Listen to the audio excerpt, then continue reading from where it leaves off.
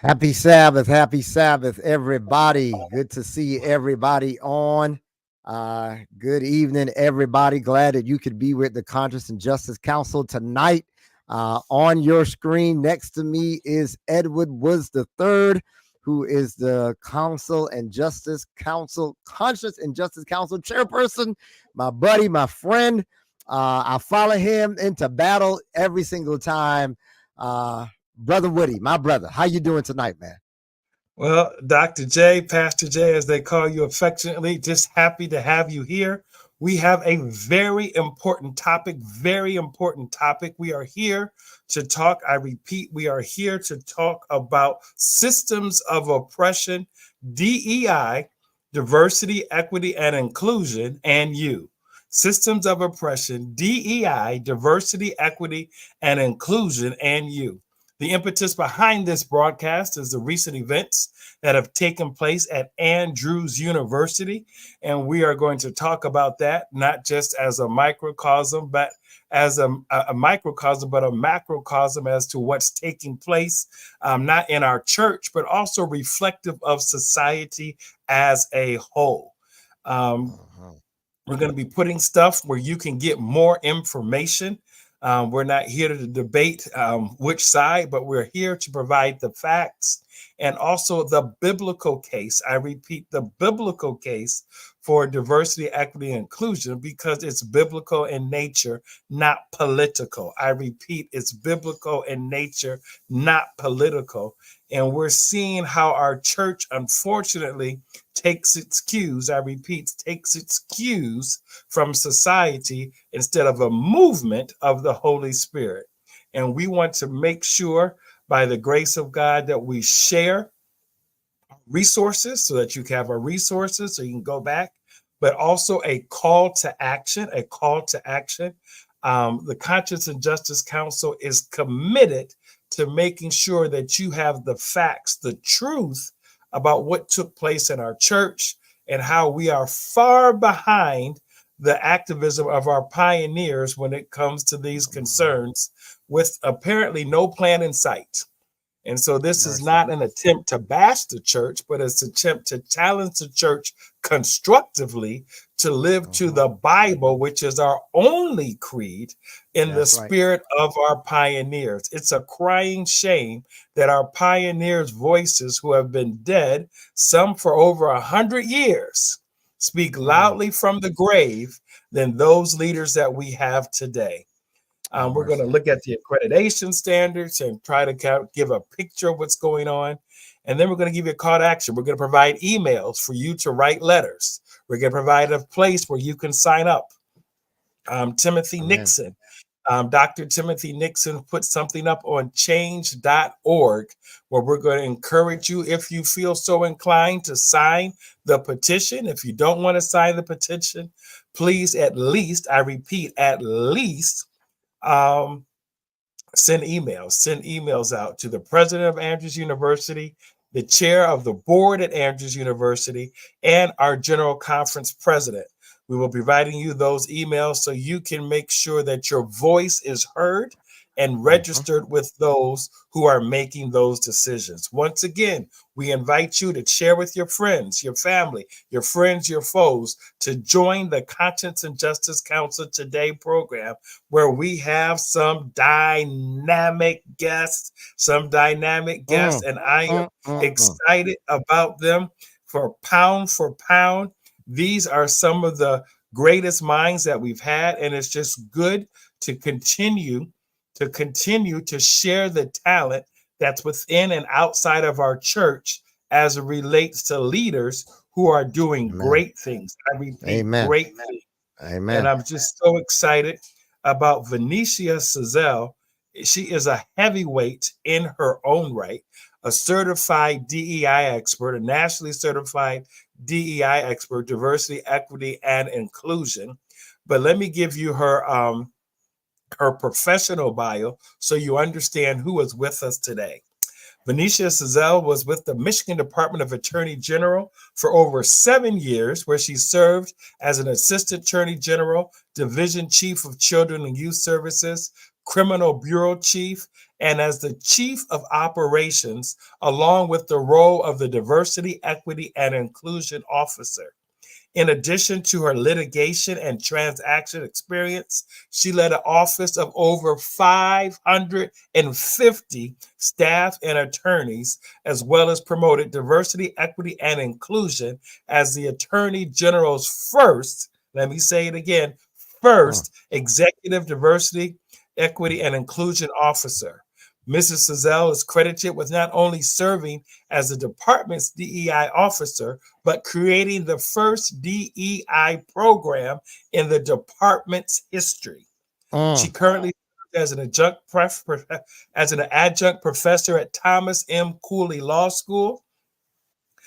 She has joined the department of in 2015, has given hundreds of children a voice by representing the Michigan Department of Health and Human Services in child abuse and neglect cases, zealously advocating on their behalf to achieve reunification while ensuring that her actions always promote children's safety and are in their best interest despite their diverse backgrounds. That's right. Prior to the Attorney General's office, Sezel worked for the Wayne County Prosecutor's Office in General Trials Division and Sexual Assaults Unit.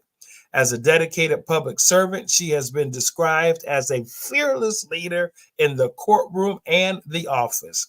She holds an undergraduate degree from Oakwood University. Hey, Oakwood is in the house. And her Juris Doctorate degree from Western Michigan University Cooley Law School. She is currently licensed to practice in Michigan and Illinois. She immigrated from Kingston, Jamaica to the United States with her mother as an infant and became a U.S. citizen in 2020 and remains passionate about serving all people and creating a sense of belonging for everyone. Ladies and gentlemen, let's bring none other than Venetia Sezel. Amen. Good evening, everyone. It's good to Good see you. evening. Good Good to see you. Ew. Another pound for pound brother that we have today is none other than the chaplain himself, Dr. Jason O'Rourke. If you want someone to speak truth to power and not to be ashamed of the gospel of Jesus Christ, you want Dr. O'Rourke. If you want someone who's not afraid of letting his light shine and not worrying about what other people think about him, you want Dr. O'Rourke. If you want a true biblical interpretation of the Bible and what it means in today's time, you want Dr. O'Rourke. And we are excited to have someone of his capability and talent in our midst today, all the way from Colorado, Littleton, Colorado area. We want to welcome the chaplain himself, Dr. Jason O'Rourke. You are very kind. Good evening. All right. Amen. And then Amen. I'm not Amen. sure if our last guest is ready to jump on board, but we will definitely. There she is. Pastor Jay, take care of this one for us. All right, I got it. Dr. Courtney Ray. She is an ordained pastor. Yeah, I didn't stutter and I didn't make a mistake. It's not a typo. She's an ordained pastor whose nearly 2 decades of working with congregants and community members led her to pursue advanced studies in mental health to address the needs in this often neglected area. She is an academician working as an adjunct professor at City University of New York, a licensed clinical neuropsychologist. That's right. Founder of Array Psychological Assessments, a neuroscience researcher, and one of the founders, watch this now, of the Society for Black Neuropsychology. Dr. Ray is also a scientist in residence at the New York Academy of Sciences, a prolific writer. If you know anything about Dr. Ray, she is a prolific writer, and she has contributed to numerous publications, including Message Magazine, Adventist Review, and Adventist Today, and is a regular columnist for Spectrum Magazine. Her book, Just Pray More, and Other Church Myths About Mental Health is scheduled for publication next year. Dr. Ray's work in the religious, scientific, educational, and mental health realms. Watch this, intersect at God's calling for her to help facilitate holistic healing and growth in communities, especially among those who have been historically minoritized and undeserved. She is a champion. I'm gonna say it again. She is a champion for all things diversity, equity, and inclusion. She believes it in her heart, in her spirit, in her mind. She is about that life, and we are grateful tonight to have her to be a part of this august panel tonight. Dr. Courtney, my friend, welcome to this space. Thank you for having me. All right. All right. Thank Well, we you. Well, have just before a couple of things that we would like to address before we get going. Obviously, as we shared before, the impetus behind this show is what's taking place at Andrews University with regards to diversity, equity, and inclusion. And so, what we will start off with is, your first reactions, and then we're going to go through the history of the church as it relates to some of the systemic things that have taken place from the history of our church. We want to address what is DEI so that people can be understanding and educated with regards to that. And after we go from what is DEI, we want to talk about mental health.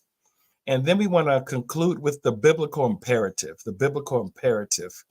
with regards to that. It's interesting, but all of us have lived in Berrien Springs. So we all have an experience as it relates to Andrews and, the difference that it has made, the contributions. But there's nothing wrong with challenging constructively what's going on. We're always going to welcome your comments and your questions in the comment section. We're going to do that. Daryl, we will give you an update of what's happening. But what we don't want to do is, this is not an opportunity to talk about make America great again, or make Adventists great again, or talk about who we don't like, or this or that. That's not what we're about. We're about, and it comes in 1 John 3:16 and 18, that our love is not just in words, but in action and in deeds. And we realize that God is trying to save all of us, whether we're indifferent, whether we're the perpetrators, or whether we're the victims. And so, in challenging and being constructive, let us also be clear that we are not going to run away from things, because that's a trick of the enemy, and not saying anything and not speaking truth to power.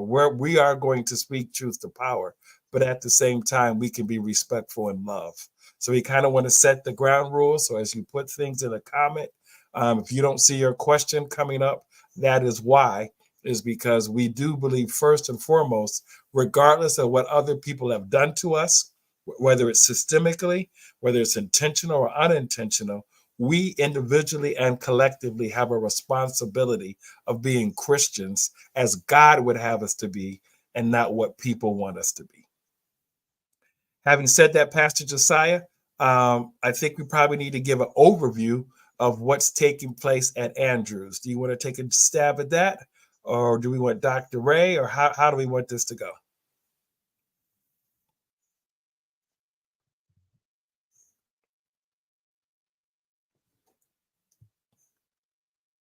Dr. Courtney, you want to go ahead?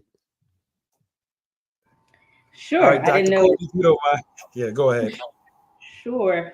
So I am a graduate of Andrews thrice over. So, and I also was the alumni of the year in 2020. And so I have a very vested interest in Andrews and what it does and the reputation that it has.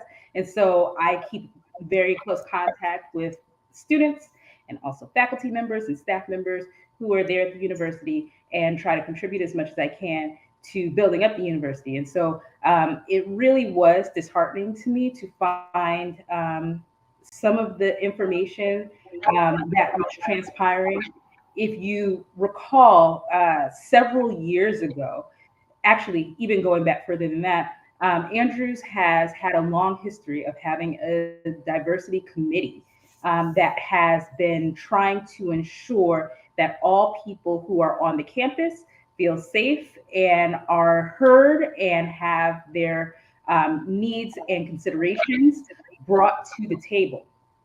They worked for decades, really, in trying to ensure that that was a permanent place in the minds and hearts of the administration. And it culminated in 2017 when there was a video called "It Is Time," and in that video, several individuals from the school talked about how it was time for there to be a substantial difference made in the culture of the school to recognize that it's important for minoritized individuals, groups, communities to really feel as if they are valued. And so the president at that time, Dr. Andrea Luxton, was very receptive to that. And all those who know her, who have worked with her, have can testify to her receptiveness as a president and her willingness to hear the faculty, the staff, the students, and their concerns. And so, as a result of that, they wound up having they created the Office of Diversity, Equity, and Inclusion as a permanent member of. There was a DEI chair who chaired that committee, and also became later the vice president of DEI. So it was now a permanent vice presidential position. And so for 6 years, that office was occupied by Michael Nixon, and he carried out those duties very well. Worked with not only students but also with faculty and with staff to make sure that the campus was more welcoming, was paying attention to issues of DEI. And I know that we'll define that later, exactly what that means. But many of those things, he made sure that those things were in place. And this past school year, Dr. Luxton retired, and there was a search that was put on for another president. During that time, there were some significant unfortunate kinds of things that happened during that time. There were individuals who were displeased with one of the candidates who was the provost. The provost happens to be Black. And there were people who set up a website and who wrote letters and who had an entire campaign saying that it would actually degrade the campus to have this individual become the president, because they were fearful that it would just be a ploy for diversity and liberalism. And there was a lot of inflammatory language around that was basically coded language saying that they did not want a Black president. And so there were open letters written. It was all very unfortunate. At the end of it, there was another name that was brought, which is the current president, Dr. Taylor, who was brought he was suggested directly to the board. And when his name was brought, there was not necessarily a consensus around his name in the search committee. Nevertheless, the board of trustees decided that they would allow him to take the position of president, and his credentials included past higher education experience, but that was a longer time ago. Most recently, he was working in the GC. He's also First Elder at Triadelphia, which is the same church as our General Conference president, and he came recommended by the General Conference President Hiley. but there were people who were very concerned that this other name, that Dr. Taylor's name, was brought as a result of some of the inflammatory things that were said. And there was a town hall that was created where people were able to ask their questions. And the board of trustees chair, Dr. Arturo Stile, said, no, this was not because of that. This, we chose Dr. Taylor because we think that he is the person for the job. So he tried to tell people that it had nothing to do with any of the inflammatory language or the website or the letters or anything like that, and that the school was still committed to diversity, and there was nothing that was going to change, all of that.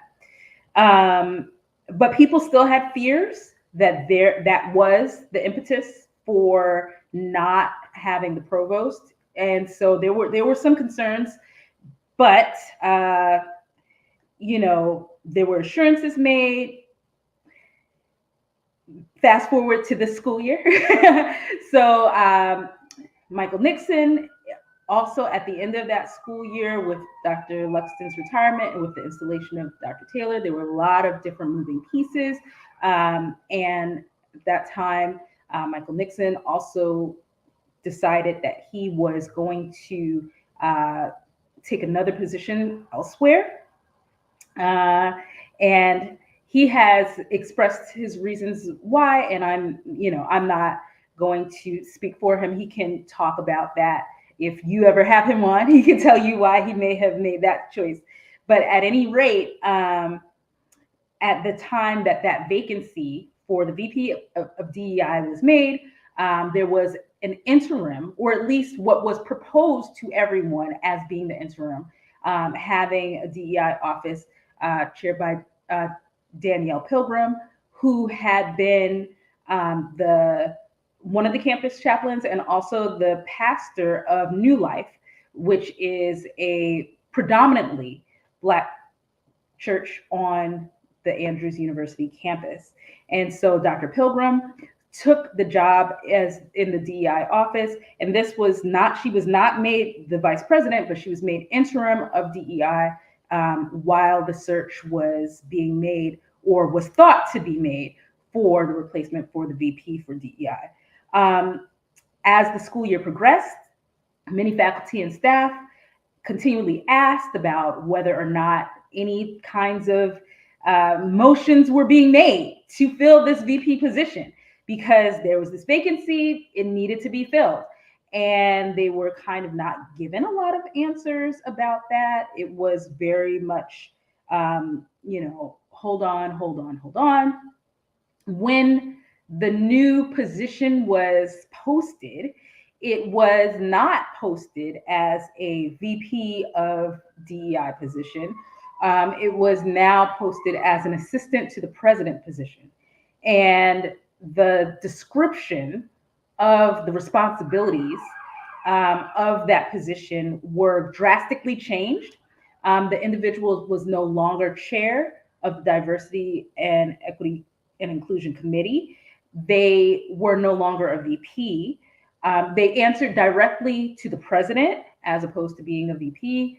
They now the job description read, and if I'm not sure if it's possible to put the link to the description, but somebody has created a graphic that has a side by side of the VP for DEI, that job description, and the new one.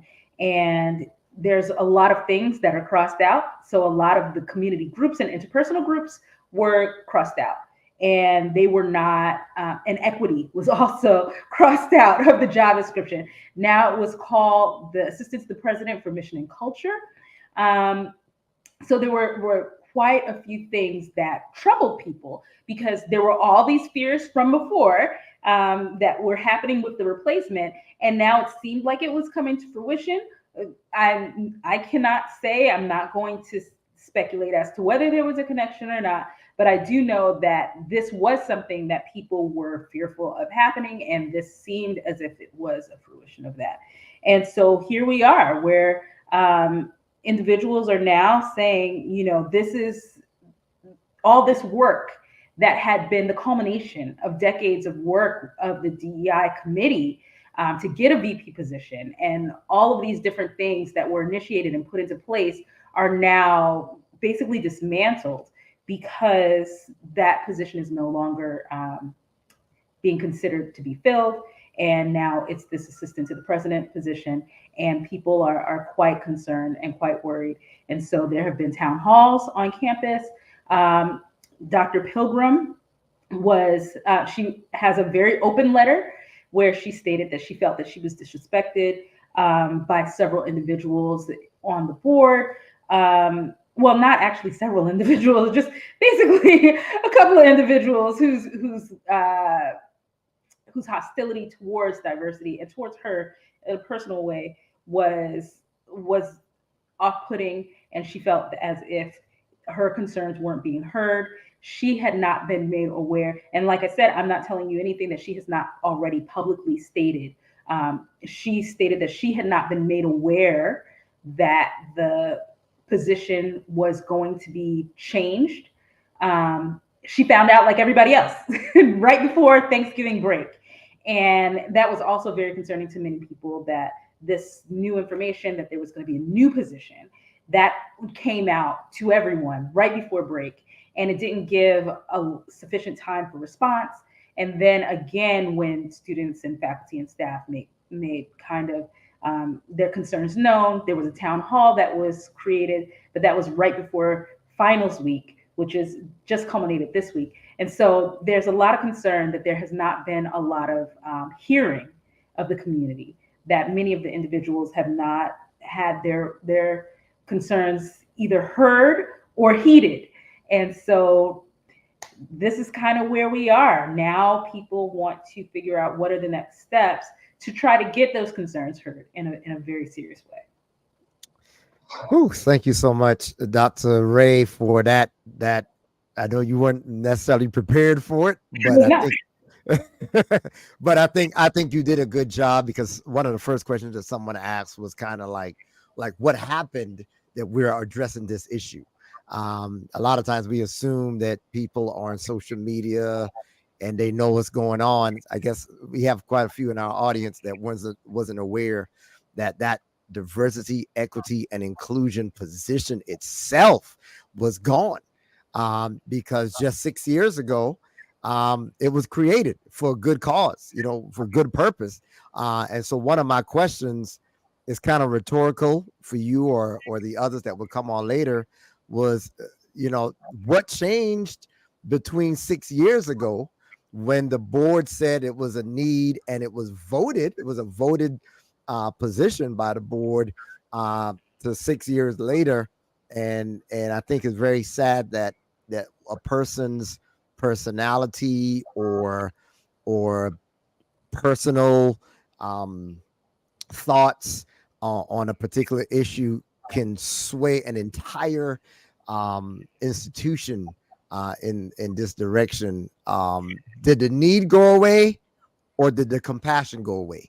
So that's a rhetorical.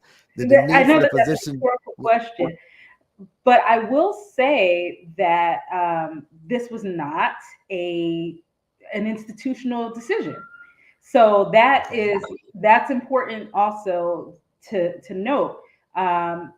The president, in talking to the town hall, addressed the faculty, the staff, the students, and he noted that it is within his purview as the president to be able to make these sorts of institutional changes on his own. And so many individuals who are actually on the board, many individuals who are in administration did not know either. So it's not as if this was a change that was a groundswell where many people were saying we don't need this anymore. To the contrary, as I stated, when the position was vacant after Michael Nixon's absence, there was a groundswell of people saying, when will we get someone to fill this? So there was a continual need, and it was expressed continually. But as I said, it was not heeded. So And it kind of leads me as Dr. Woods comes back in to just highlight real quick for those who are watching or may not be aware, based on 5.3.3 of the board policy manual that Andrews University itself has. It says that the board shall review and approve major changes to the academic administration and organization in the university, including establishment of new schools, departments, and or services, as well as the appointment of academic deans of school, directors of departments and divisions, leaders of the academic support services, etc. And so it really is disturbing um, eh, that there would be a unilateral change that the board did not vote on. It almost sounds outside of policy. And so this is something I know that I've shared in a meeting that we were at with our faculty and staff there at Andrews, and hopefully they have someone in the legal realm that can kind of address that issue. It's sort of a governance issue. No one, whether it be an entity, an institution, a conference, a union, a division, we're normally there are checks and balances, and the board is usually the one that does that. And it's really sad, as someone I shared with some of my friends that I'm an Andrews guy through and through. I didn't go to Oakwood, met my wife at Andrews. Collectively we have about 5 degrees from Andrews, and it's really sad when you see an institution going backwards. When we were so excited about what took place that you shared with Dr. Luxton. So I'm gonna turn it over to Dr. Woods and see if he has any follow up for us at this time. You can unmute yourself. I'll unmute myself. A couple things. When you see these unilateral decisions, I think the thing that jumped out the most is who determines the core values of the institution. Is that the responsibility of the board, or is that the person who may occupy the office of president? When you look at diversity, equity, and inclusion, it's not a political issue, as some like to make it. It's a moral issue. And so what happens is, it's like we let Dr. Luxton do it, so now we're going to let Dr. Taylor do it. And when the board speaks like that or gives the authority, it shows you, or it illustrates, regardless of the statements they put out. And they have some accreditation standards, because some are suggesting this is more in line with the accreditation standards and the Three Angels message. I love the Three Angels message, and I believe in the Three Angels message. But the problem that we have is as a result of not a clear understanding of who sets the core values of the institution. So that means after Dr. Taylor leaves, we can have somebody else like Dr. Luxton, and the pendulum will swing the other way. And then when that person leaves, the new president comes in, and the pendulum swings the other way. That's not effective governance. I've served on 3 higher education boards. It talks about, if you want to talk about governance, John Carver is known as the guru when it comes to higher education institutions and governance models. Especially in higher ed, it's different. For whatever reason, some of our institutions of higher education boards think that the way they run a board meeting, a business meeting, is the same way you run a higher education institution. And that's a whole new different animal when it comes to faculty and shared governance. And for whatever reason, it's a challenge. I have to question the amount of professional development and where they obtain that professional development and how they engage to be better advocates for students and faculty. Because let me be very, very clear.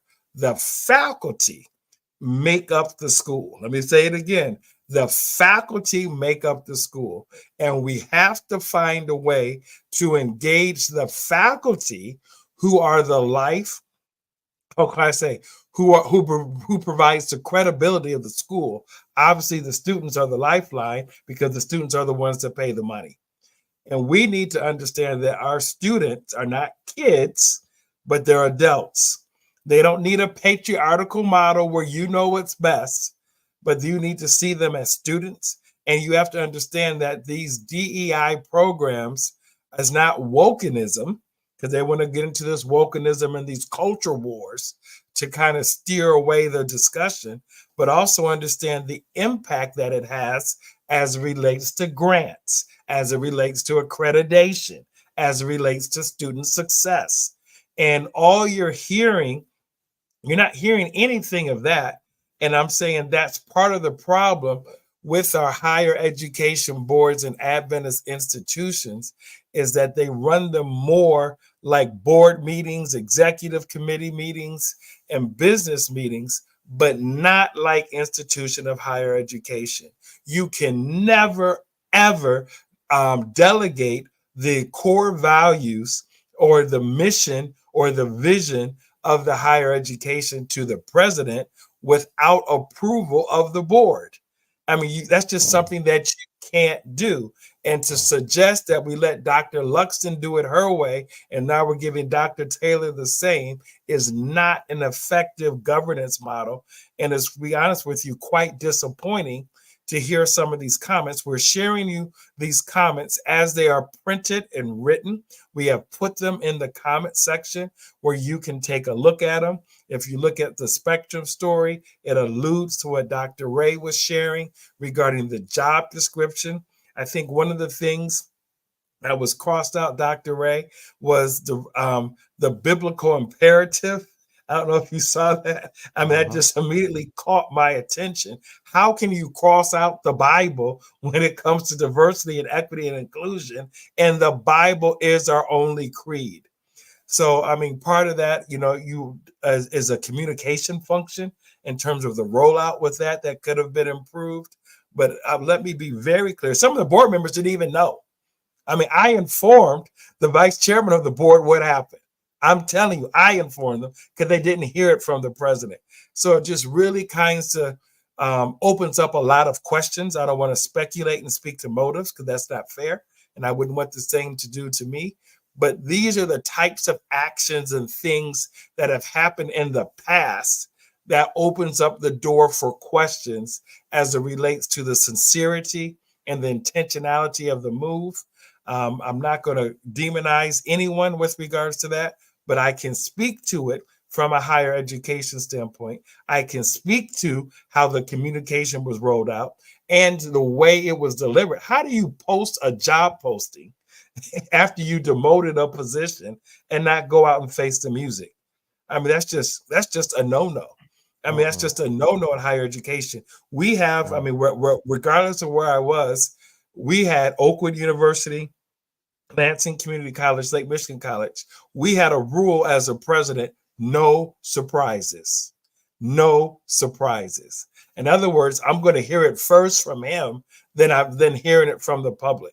This is a clear violation of that principle. When your board doesn't even know what you're doing, and the university campus that had input, knowing how critical this was, and the work that Dr. Walter Douglas has done, the work that Dr. Newton Hoylett has done way before this Time video came out, which was very important. Salutations to Michael Polite and his team that put that together.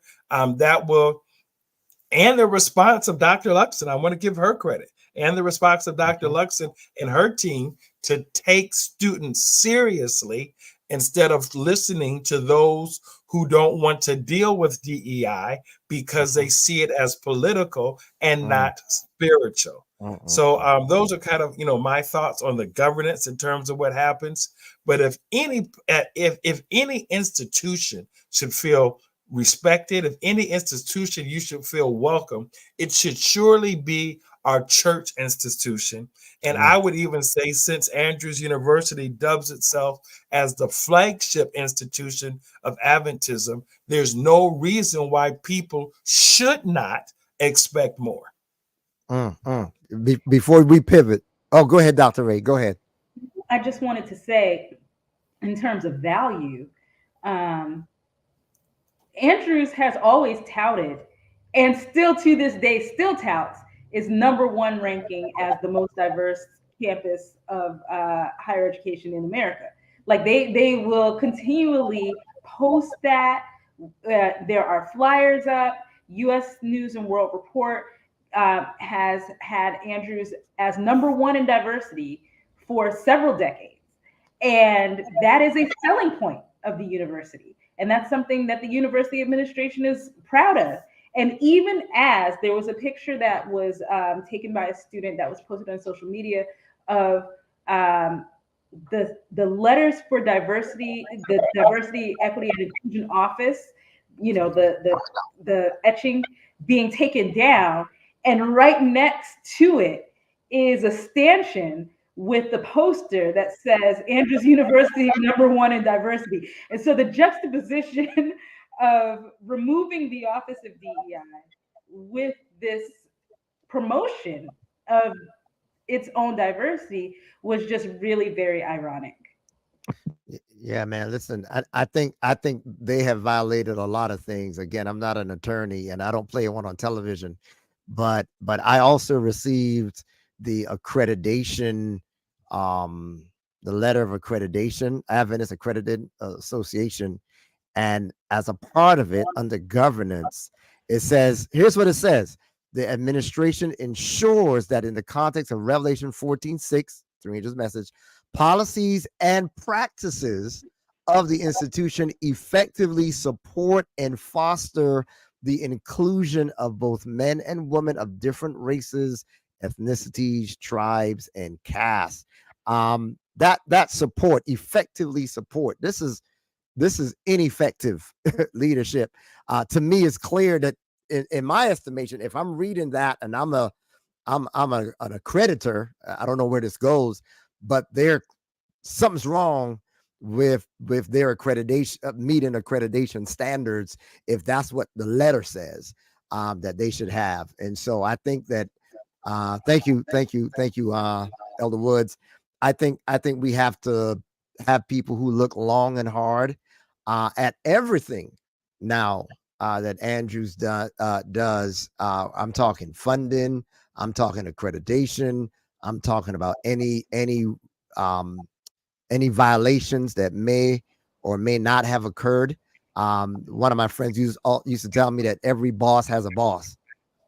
Every boss has a boss. No, except unless you're Donald Trump, then you have immunity. You can go down Park Avenue anyway. But we're gonna go ahead and pivot and add some more of our guests. One who is a diversity, equity, and inclusion officer herself. So, Dr. Woods, I'm gonna let you bring uh, Attorney Cecil in at this time. All right, we're going to talk with Venetia Sazelle, attorney in her own right and a DEI expert.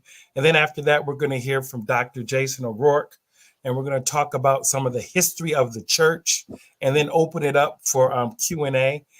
In the chat, I repeat, in the chat, it talks about, and Pastor Jay was sharing that in the chat, it talks about the,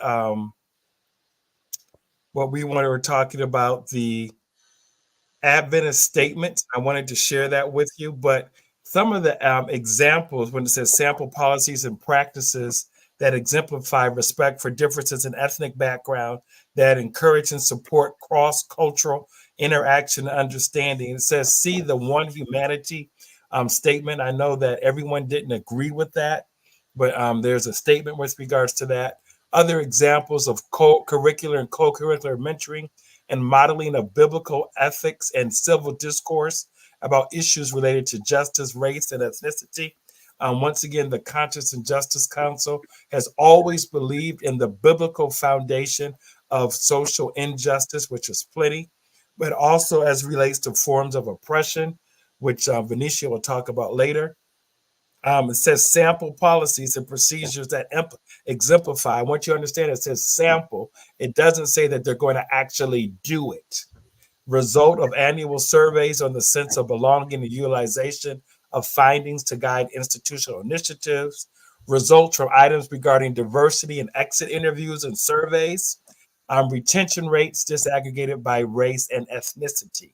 Once again, these are the Adventist Accreditation Association new guidelines, and there's a suggestion that these new guidelines, because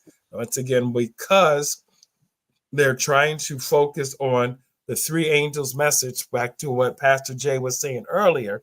The three angels message is not just the first angel, but it's also the second angel. And we got to come out of Babylon. And folk, we got to understand, when we take the word such as wokeism and try to use it to malign diversity, equity, and inclusion efforts, this creates a problem.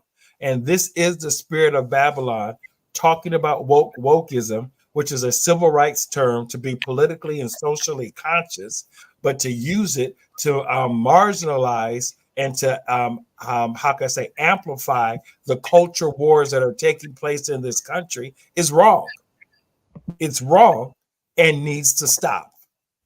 And that is a crying shame, because, and we will see in our church history, where we have continued to follow the world instead of being the light that makes a difference. But before we get into our church history, it's imperative that we have a clear understanding of what diversity, equity, and inclusion is all about. And we're here to have our DEI expert, attorney in her own right, none other than the illustrious Venetia Sazelle. And Venetia, we'll have you go ahead and talk about these items as we put them on the screen, so people can understand what they are. Well, and I think, thank you for the opportunity, and thank you, Dr. Ray, for bringing up those issues. I think particularly when we talk about doing something because we allowed a previous president to do something the way we did before, just like with anything else, we do need to be mindful and careful of that, because as was stated by some of the other panelists, what you leave yourself for is an environment ripe for a lack of neutrality or unbiased. So when we talk about diversity, equity, and inclusion, as you stated, it's one of the flagships that Andrews advertises, that it's one of the most diverse universities. But there's a three parts to that equation. You have diversity, you have equity. So our panelists here, we have all minority panelists, so to speak. We're all Black people, but I mean, that's diversity within it itself. How do we then go a step further to guarantee whether or not there is also equity and inclusion?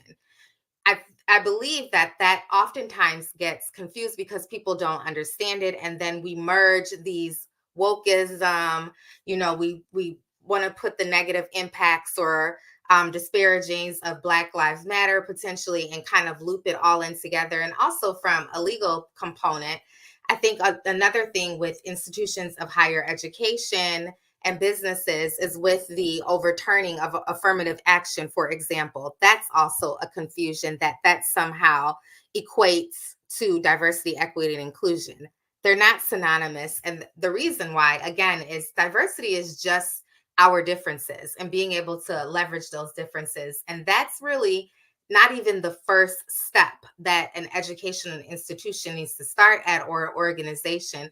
It's making sure that you have equitable and fair practices. You're inclusive to then allow for these diverse groups of people to have a sense of belonging. I think the most simplest form that I can explain it, I was in a situation where someone said to me at my organization, well, why can't we just hire, like what we've been doing? We've been making an effort to hire more brown people and people of color. Won't that fix, our DEI initiatives and our efforts? And they said, well, is this a safe space for me to discuss it? And I said, it absolutely is, as long as it's a safe space for my answer.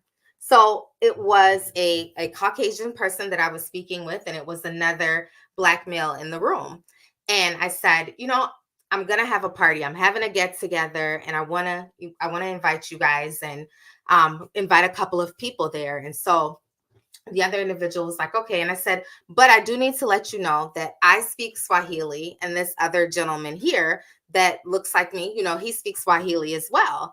And everyone else at the party is going to be speaking in that language.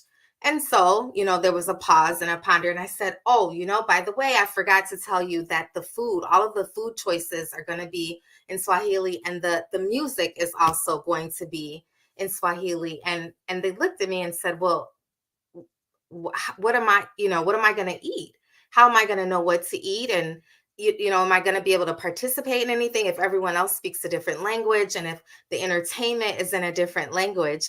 And then I smiled, and they said, well, why are you smiling? It just doesn't really seem fair that I would be coming or even invited because I'm not going to be able to participate. Well, we had diversity, as you suggested. We should stop there because, we have people from different ethnic groups. But no, that's the problem when you just stop there. Because in my hypothetical or my example, you can't participate to the party. And just because I gave you an invitation doesn't mean that I really wanted to include you. Because I made sure that the language that we were speaking, it wasn't one that you spoke. You weren't able to eat the food. And again, you couldn't participate in the entertainment. And so when we talk about equity, well, where's the fairness? How is that equitable for you to attend this party that you really can't participate in? And I said, I'm going to take it a step further. When I explain to my children, I have a 6 and a 9-year-old, and I try to help them understand what is diversity, equity, and inclusion. My 9-year-old dubs himself as Jackie Robinson. He loves baseball, so I said, I got you. I got my perfect example for you. We all get tickets to a baseball game. But they say the first part of the game, you have to watch and stand outside from the gate. And I'm sure some of you have seen this illustration. It wasn't initiated by me, but I took it and figured how to break it down for my child. You get the baseball tickets to the game. I get a baseball ticket. Your little sister gets a ticket. Daddy gets a ticket.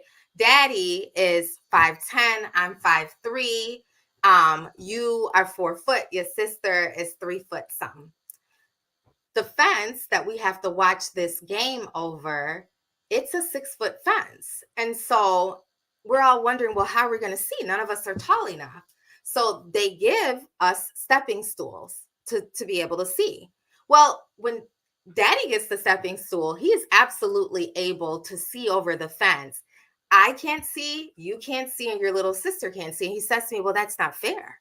How is that fair? And I said, well, it is. They gave us all the same tickets to go and see the same game. And he's like, I don't understand how you're telling me that's fair because only Daddy can see the game. They gave all of us the same stepping stool, but it doesn't matter because if you give him and I the same stool, it still doesn't put me to the height. I won't be able to see the game.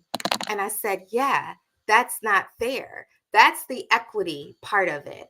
And I think when we have these discussions, it's imperative that you break it down and you humanize it. Because oftentimes what happens is if it's not me, it's more so a haves and a have-nots. That's kind of not my problem.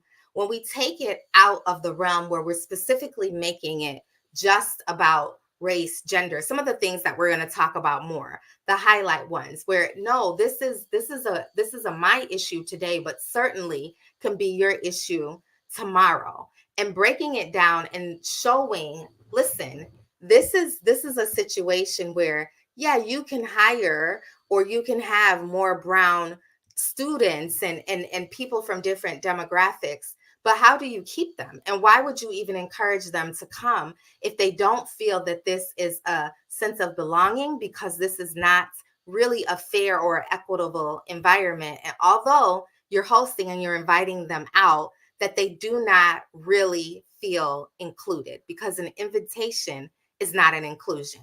And I think, again, just making sure that we have an understanding that this is a 3-part test. It's a 3-part component. You don't just stop at the D. It's the D, the E, and the I.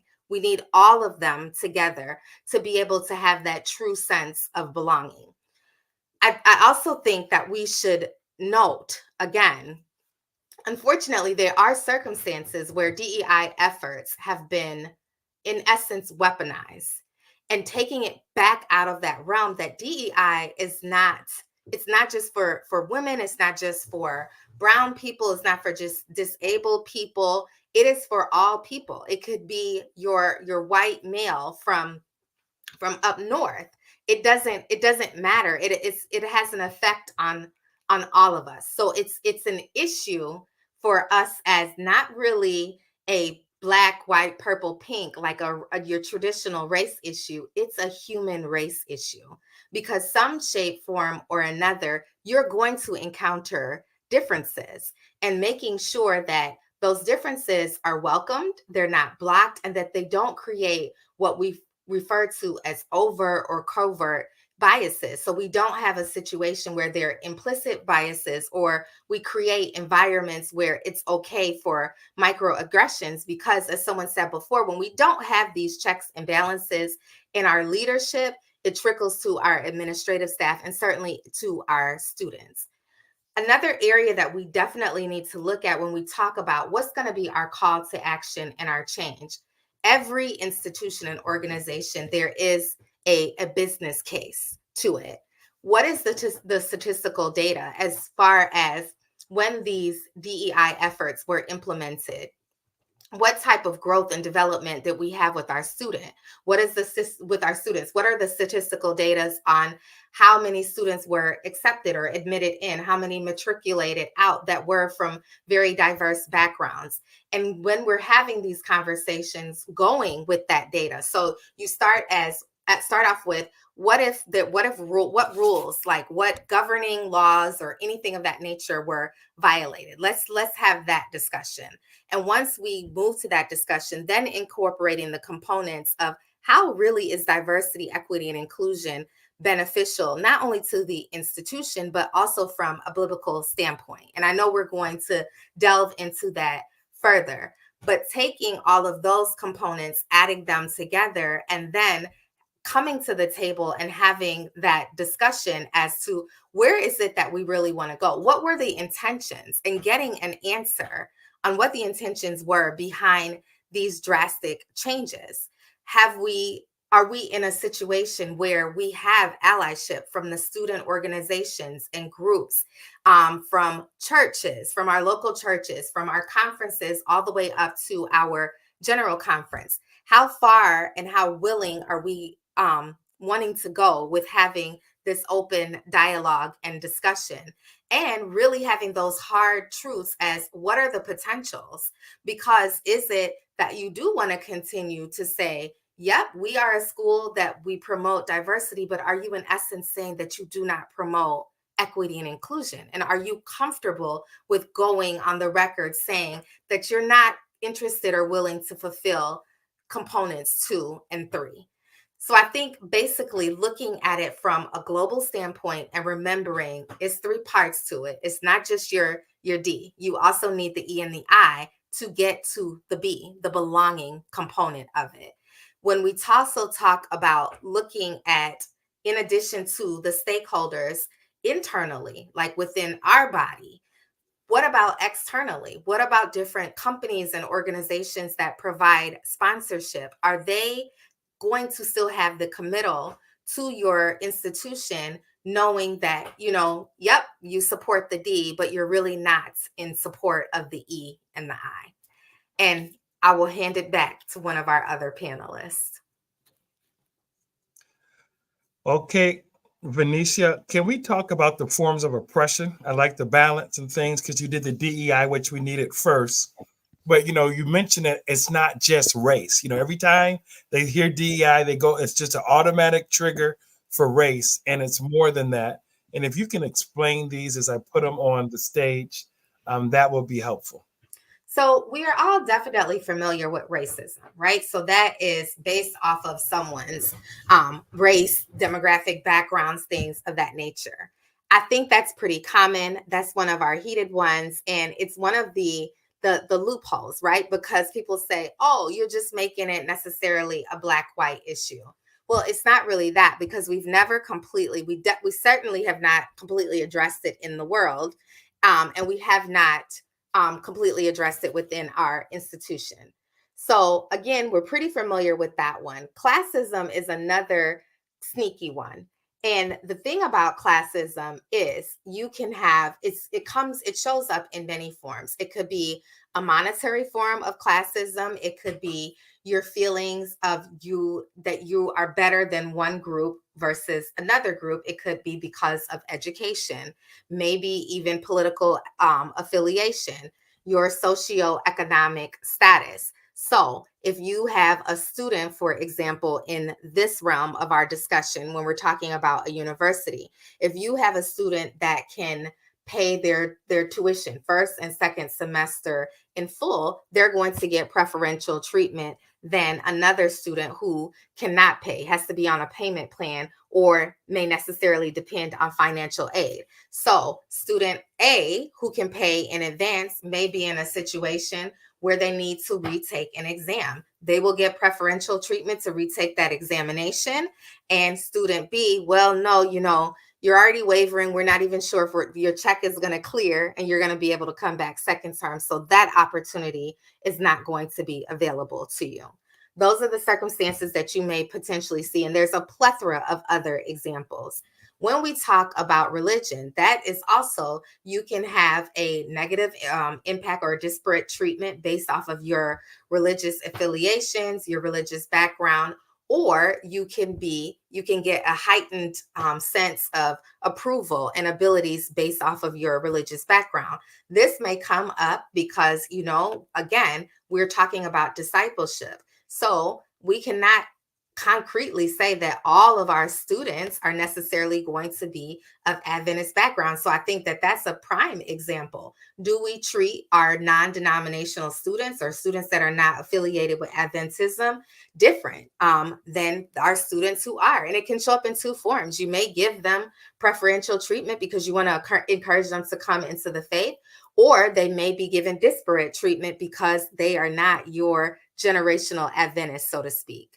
When we talk about our sexism, heterosexism, and trans, these kind of all fall under the umbrella of gender. Now, this is a situation where, again, some type of preferential treatment based off of your sex, because you are a male or because you are a female in the nursing department. If you want a new, and a hypothetical, I'm not sure who the nursing department chair is, but typically this is a profession that is dominated by females. So we have a new nursing department chair applicant that comes in, has all of the accolades, but he is a male. And we as a body or a board decide, hey, nope, that's not going to work because traditionally this is a position that is occupied by females. And that's, again, when we do not have a checks and a balances in place, it wipes out any type of neutrality or unbiased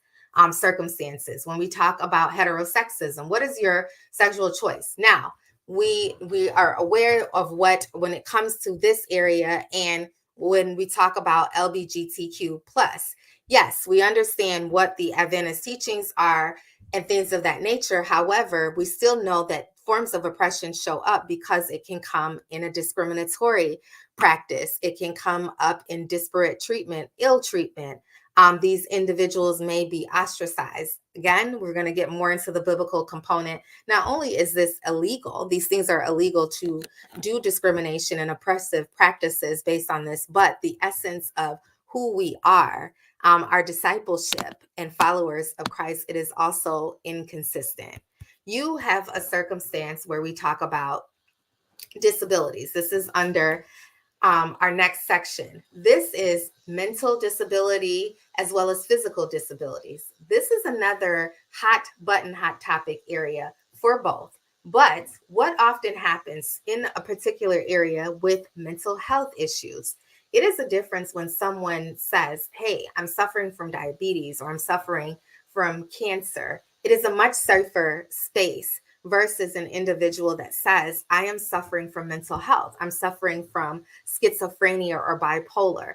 Those are other forms of oppression where you are treated differently. If you are denied of promotions, denied of even job opportunities for students, positions in student unions or student groups or things of that nature based off of your disability. It can show up in the form, again, of a mental disability or a physical disability. Making sure that there are not oppressive practices and that everyone, again, when we talk about equity and inclusion, not only is everyone included, it is certainly not fair for me to say, so to speak, that everyone has a fair opportunity to take my visual aid exam when I've identified there are students in the classroom that are visually disabled or visually challenged. And I say, nope, you cannot get extra time on your exam. And also you need to sit in the back row, just like everyone else who has the ability to see.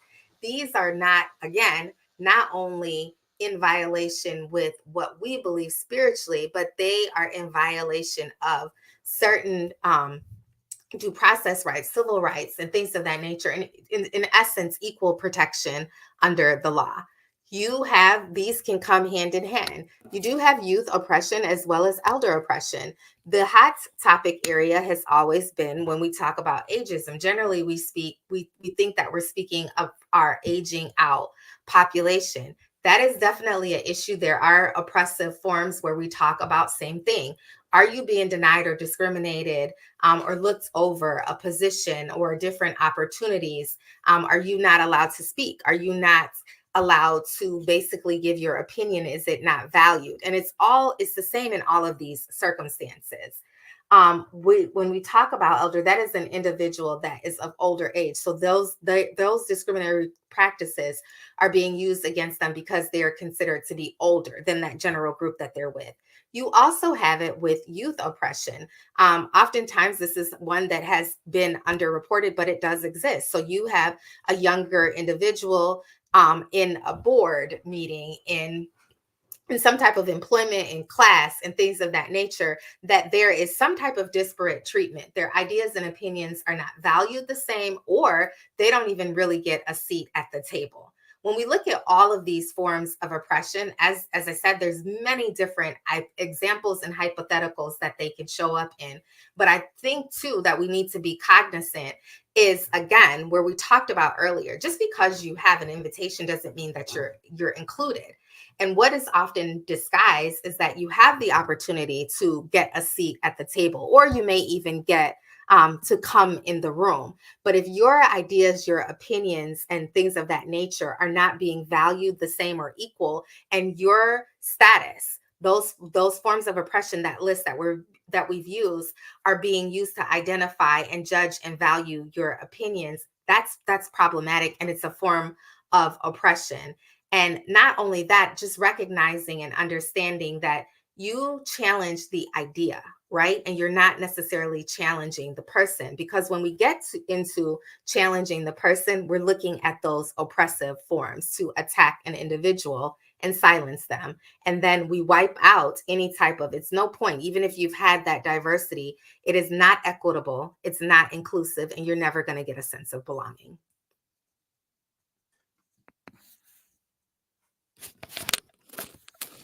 Wow, wow, wow. Thank you so much. We appreciated you dropping those bombs of knowledge. Wow. All I can say is wow. And wow and thank you. Because some of us were part of a meeting. Some of our guests come back in. Some of us were part of a meeting on Sunday with our faculty, with some of the faculty and staff, and supporters of Andrews University. And man, there was a feeling of oppression.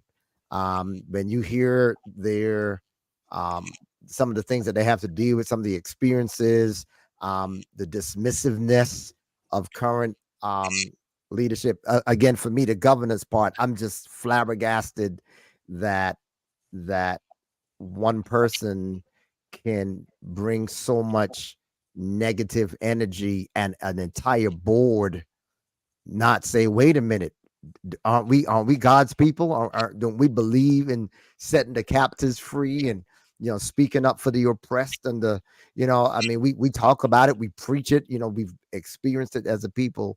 But no, you laid it out, you laid out what oppression means. So No, and Pastor Josiah, I just want to say this because we briefly talked before, and I know we're getting the biblical, we're gonna get there. But We're going we were talking before we got online. It is embedded, it's embedded in our belief system. The first form that I can think of, not to say it didn't exist, but what stands out to me is Moses. Moses was diversity, equity, and inclusion. When his adopted mother found him, she knew that he wasn't the same as her. And at some point, he also realized that he wasn't the same. He had to learn and grow in another nation, learn their ways and their means. And he used that skill set to basically deliver a whole nother entire nation. That's the basis of diversity. We've got our diversity. We have our equitable practices. She didn't treat him any differently. He was educated, fed, clothed, bathed, everything, and nurtured the same as one of their own, and they included him. And it's just kind of taking it back, just way back to the basics. And we'll touch on Joseph. I know that's coming a little bit later on. Well, we have Dr. O'Rourke, Jason O'Rourke, and we would be remiss if we didn't have this church historian. We took too long to get him up, but we definitely don't want to stop him from getting his roll on. So, Dr. O'Rourke, thank you again for being with us. But the Adventist Church has not always been kind to the marginalized and the ostracized. And you were very kind to come to Lake Region Conference for CAP meeting and speak on those issues. You've spoken all around the world on these issues, but talk to us with regards to the history, of the church when it comes to these issues of diversity, equity, and inclusion, and why the lack of trust or the triggers that we're hearing today that are being expressed on social media may be valid.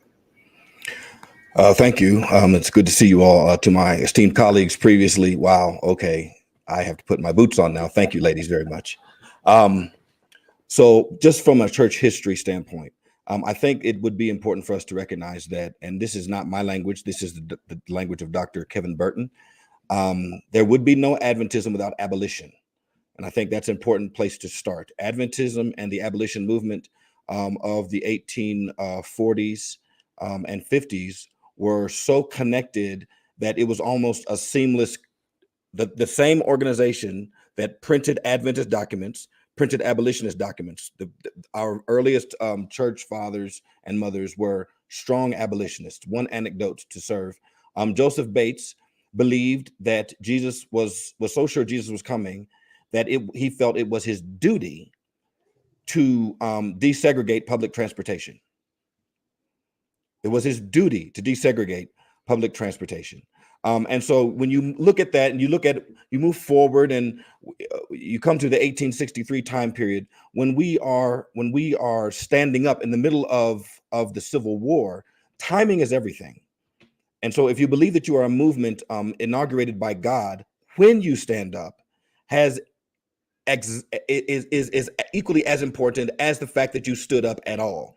And so 1863, in the middle of the Civil War, we stood up in the middle of the time when the nation was fighting literally over injustice. You move forward and, Ta-Nehisi Coates has a great book, We Were So Many Years. And, you have Reconstruction that took place somewhere, I believe it's like 7 to 8 years after the Civil War. And that was enforced. It's important that everybody understand that Reconstruction and the Civil War and Reconstruction were enforced by the federal government. A lot of our colleagues and peers in Adventism really believe in states' rights. And you have to understand that if you are a minority, states' rights is not your friend. The federal government is always has to enforce upon the states the issue of justice, because historically minorities have been literally the minority. But you move forward, and what we started doing, we started baptizing Southerners. Everybody knows the story. Many people know the story of Ellen White's son going down on the Morning Star down to teach people of color in Alabama and Mississippi. And we started baptizing Southerners. Well, Southerners, we were baptizing them, and we were not demanding that they change from their racist perspectives and racist practices. In fact, it was very dangerous to do so at that time. People started being threatened with death people started being threatened with death. Missionaries and their work, and Black people started being threatened with death. And so the church made an accommodation. A great paper is written by Kesia Renee Bennett. She wrote her master's thesis on Adventism and racism as it deals with resistance, accommodation, and institutionalization. Great paper.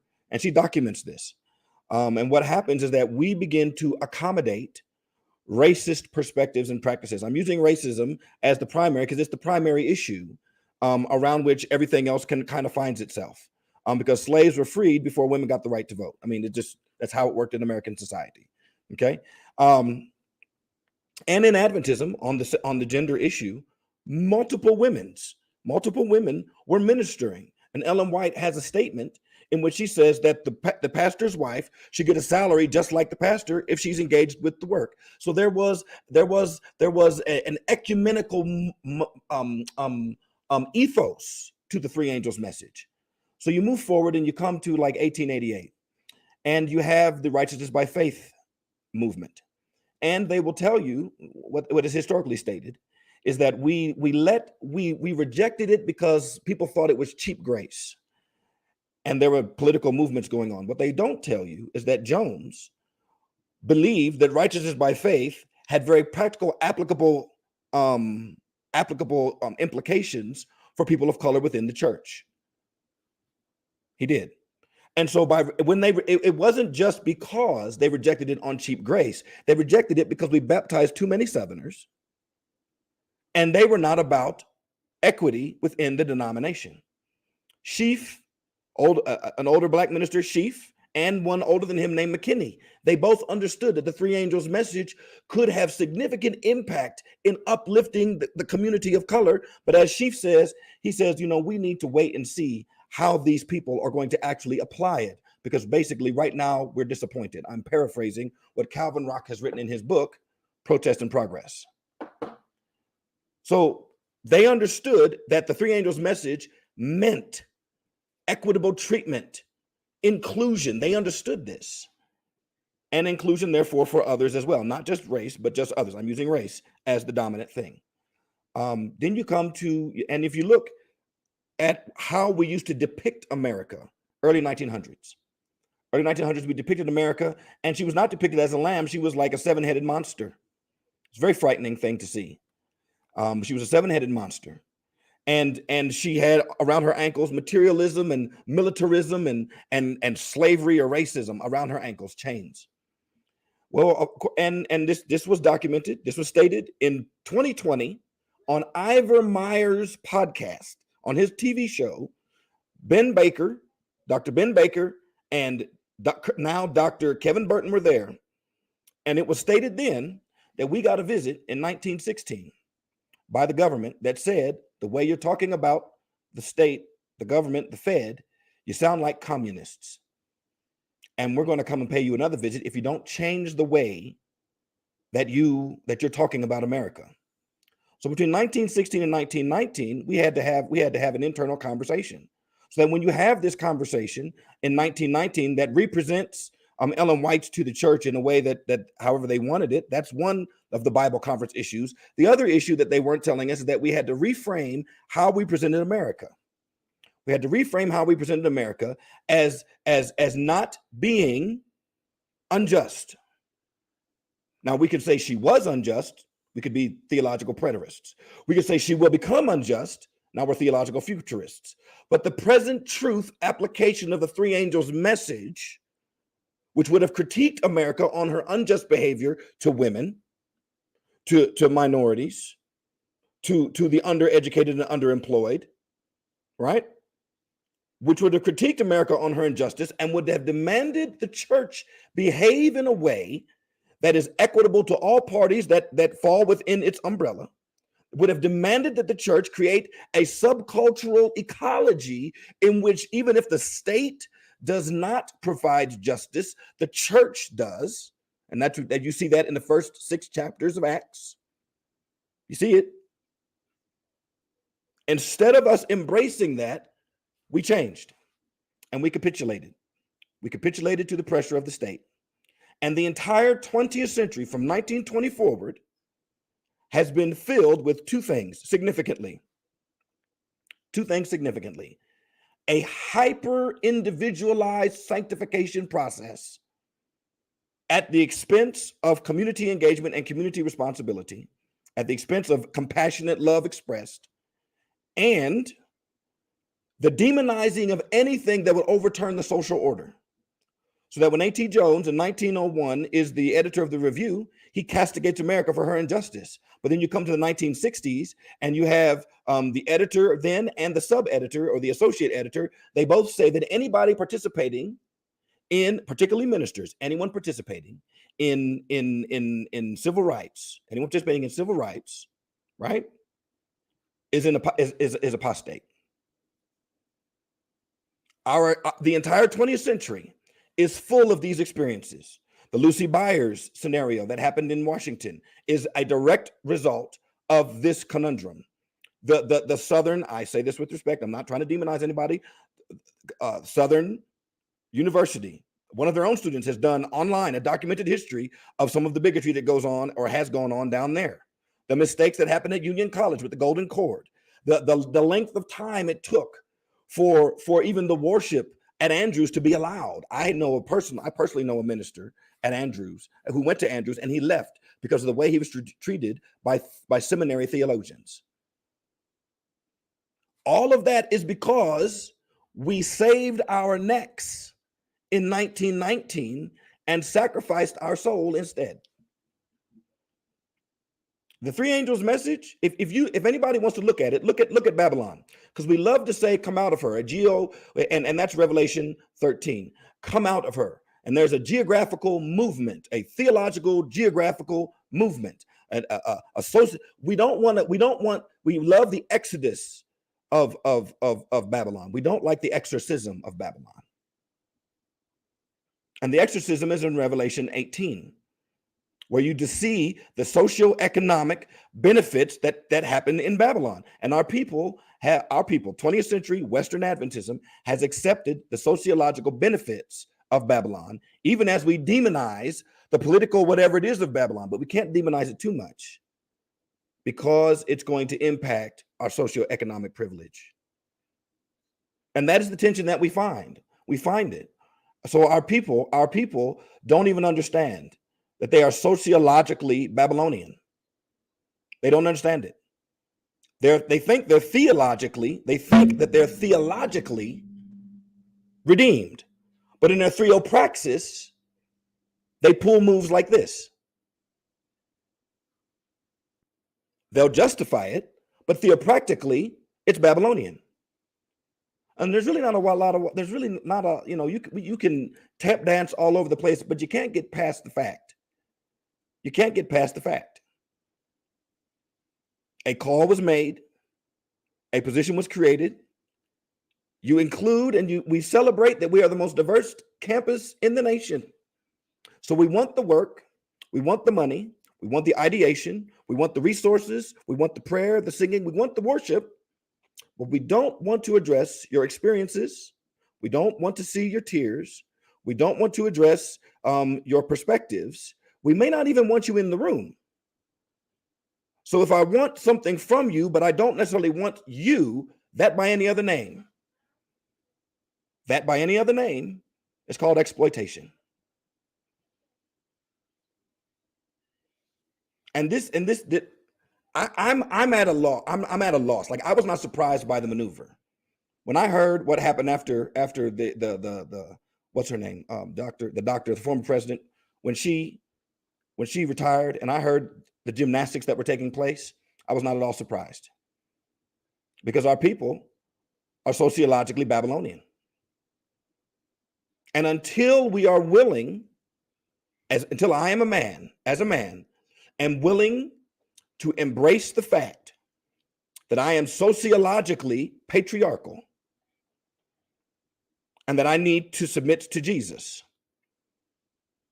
Until I, as a man, have to understand that I must love all people. I don't have to agree with them. I must love them. Until I, as an American, can critique my government and who it supports, particularly when those people that we support are abusing and destroying other people, until I, as a Christian Adventist male, am willing to submit to Jesus, I'm sociologically Babylonian. And that's going, thank you, Bruce, Dr. Luxton. I couldn't think of her name. Thank you so much. I struggle. I struggle because we are really approaching a point. We're approaching a point. We're approaching a point. And I'm going to be quiet here in a minute because I don't really have too much more to say on this point. But the question that there's a conversation that has to happen. And I said it when I was with Lake Region, and I'm gonna say it again. There's a conversation that has to happen, and it's an assessment. There has to be an assessment. A couple years ago, there was a lady that was asked out of Georgia to leave the church because she worshiped a certain way, a little bit more expressive. Pastor got up, did a 4-part sermon, and then asked her to leave the church. That may not be the place for her. Recently, a colleague of mine, who I will not mention here, I love him dearly, was released from his position, not because he was a bad pastor, but because he was actually advocating for some justice issues. There's a conversation that we have to have. And the conversation is, it goes something like this. Will I continue to support institutions that do not have my best interests at heart or that of my children? Which conferences, which institutions, which churches, which schools, which hospitals are safe for me and my people? This is a hard conversation. It's not convenient. It's not comfortable. I don't demonize anybody. People are who they are. And I can love you at a distance, but I don't need to bring my children there. I don't need to bring my children there. The doctrine, the three angels' message, when we look at it, the centerpiece is that Babylon is fallen, which means caste is fallen, sexism is fallen, bigotry, any tribalism is fallen. It's fallen, right? All of the isms that the lawyer before me, the young lady before me, all of the isms are fallen.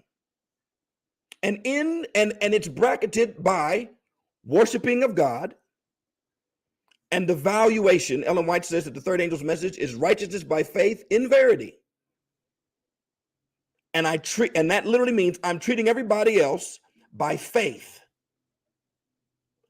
in who Jesus values them to be, not in who I see them to be. It is bracketed. Babylon being fallen is bracketed by those 2 points. I treat everybody with in the faith of Jesus, not in the faith of who I see or what I think about them. And I worship the creator who made these people. Those are the 2 things that make Babylon fallen. And if we cannot do that, then there's some identity questions we have to ask now. There are some identity questions, because in the text, in the Revelation text, in that text, when you say keep the commandments of God and have the faith of Jesus, in the text, right? What are the commandments? What are the commandments of God in Revelation? Don't take me back to Exodus yet. Do with the commands of God in Revelation.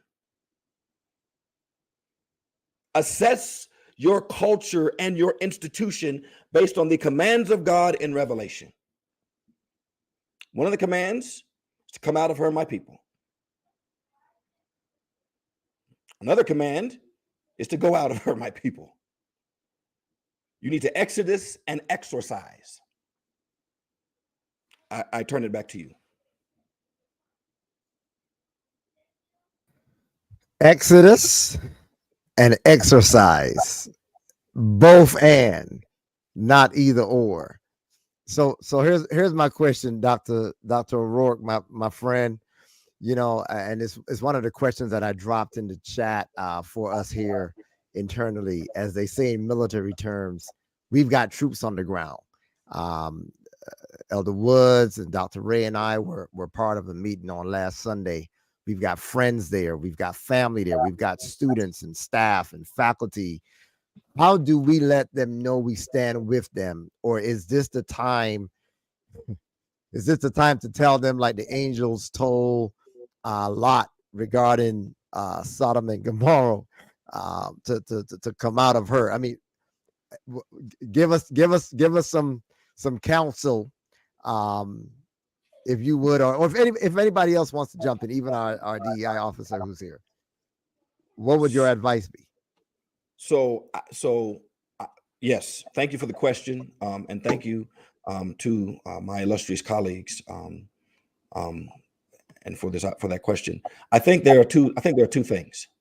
One, if you're in the court, then act like you're in the court. Okay, and this is what I mean. And I'm using the Bible anecdotally. Esther thought she was safe in the court, while her people were about to get handled outside. If you have access and you have privilege, then you use it. Nobody can stand with Esther. Nobody can stand with Esther. She must stand for herself. And I think, and I'm going to say this with respect to those that have access and privilege, I think that some of us are a little bit too comfortable. And we're waiting on somebody else to stand where we've been placed. There are some, I'm being very, very pragmatic. Dr. Ray cannot stand with people at Andrews. They must stand on their own. She can call them, she can encourage them, but they must stand on what is right. And as Esther says, if I perish, I perish. But everybody will have a hill that they must stand on, a line that they must draw in the sand. Everybody has that hill and that line. Everyone must make that decision. But I think that there are people, I think so there are some of us, I do believe, while others are standing, others need to be, and this is just me, I believe this, we need to be withdrawing and creating. Don't just withdraw and go hide. Withdraw and go create. I've asked this question innumerable amount of times, and I'm sorry I'm so expressive. I realize I'm just a little bit animated. Go ahead. I've asked this question innumerable amounts of times. I do not understand why Oakwood does not have a production company. I do not understand why it does not have a publishing company.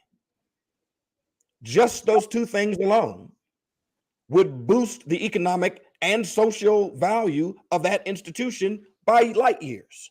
We are known for singing. Since Alma Blackman, we are known for that. What are we going to do with Pine Forage? We have two institutions. What are we going to do with them? Why do we keep expecting people who do, and I say this with love and respect, there are people that do not know the history as we know it. So be it. I don't demonize you for that. But does that mean that I have to trust you? Does that mean that I put my children in the place that I know consistently marginalizes children like mine? That does not sound like wisdom to me. That sounds like hopefulness. And it's hopefulness in hoping in what? Hoping in who? We have a problem, and I'm done after this. I'm gonna be quiet. We expect God to change people's minds the way that he split and part the Red Seas. And the problem is that if God changed people's minds the way he parted the Red Sea, he would destroy them. If God treated us with creation power, he would destroy us. And so God has to use salvific power, and that is Jesus, which means we have the right to make a decision. And if you're hoping in other people to do right when they have demonstrated that they consistently lean towards something else, you're expecting God to change what they may not decide. Mercy. And that may not be wise. It may be you are offering yourself as their sacrificial lamb once again. My Lord. And to my people, my question is, how long? How long? How long will you be somebody else's sacrifice? I'm done. Well, the thing that's so interesting is we forget, we think Christianity is a white man's religion. We know that's not true. In Africa, C.E. Bradford has written a book about our Adventist roots in Africa, but we also forget about our pioneers. I mean, our pioneers, as eloquently stated Dr. O'Rourke earlier, were very vocal, very against the grain when it came to speaking truth to power. And they were not loved by society. And so I appreciated Michael Campbell, as you know, has 2 books out on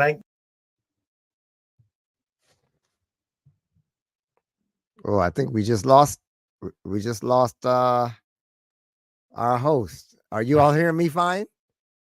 Okay, so we're gonna let he's back. All right, I'm not sure what happened. The It's the 1919, the internet. untold story of Adventism's struggle with fundamentalism, and 1922, you talked about that. And so when we take a look at our history, when you look at 1886, First Church, which is in Washington, D.C., was racially integrated from its origin in 1886. 1886, our church, racially integrated in D.C., divided along the color line in 1902, and became the precursor to structural institutional racism in the Adventist church. And this is interesting. This information comes, I'm going to put it on the screen so you can look at it for yourself, from Change Agents. Doug Morgan, who is the author of Change Agents, shared this information in his book in terms of how we were able to get some of the stuff that is taking place in our church. And he says it right here on page 24, 25, that the precursor institution came in 1902 after the church was racially integrated. And he said the things that Washington Training College, the Sanitarium, and Tacoma Park would not welcome Black people. We referenced to Lucille Byard. But he also said funding for the endeavors of the People's Church, which is now known today as DuPont Park, to spearhead development of parallel institutions to serve Black people in the city would be deferred for a specified period. In other words, delay, delay, delay. Or what is it that they say? Let's pray about it. I mean, they have weaponized prayer for inaction. Or what do they say? We'll get back to you. Or what do they say? Why don't you come back to us at another time? And these same type of excuses.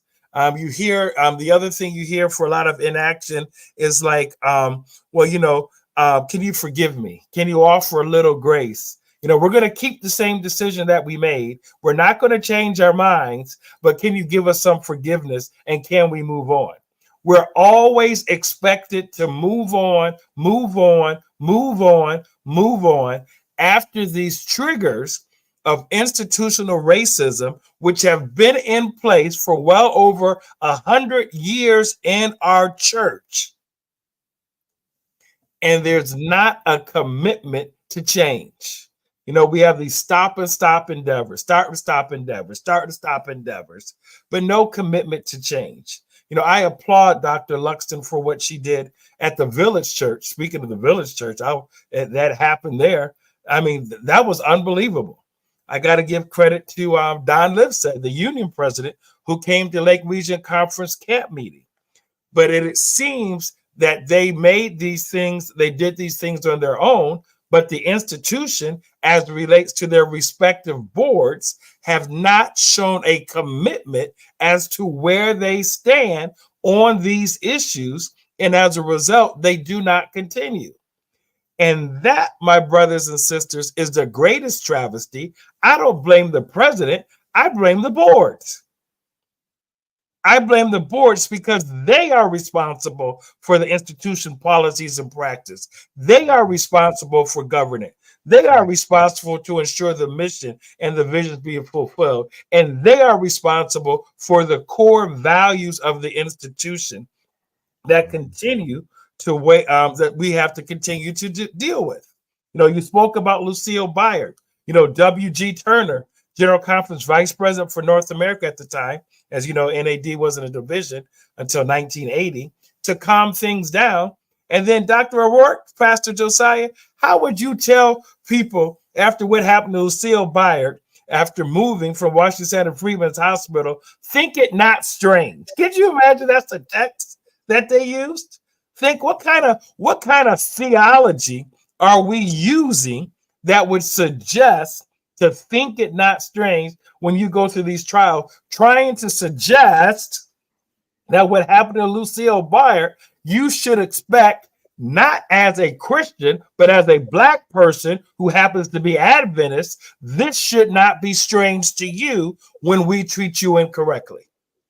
What type of theology? Help me, Dr. O'Rourke. Help me, Pastor Christian Josiah, that would think that is sound to be preached from a pulpit out of the 11 o'clock hour to calm some things down. So I'm gonna let Dr. O'Rourke respond, and then Attorney Renisha wants to jump in.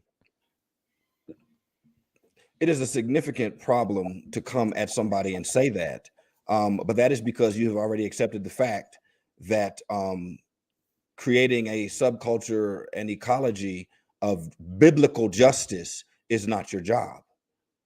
So when you actually believe the narrative that the empire is of God and that the empire is Christian, then you expect ethics, morals, and justice from the empire, and therefore you suspend your own responsibility to do the same.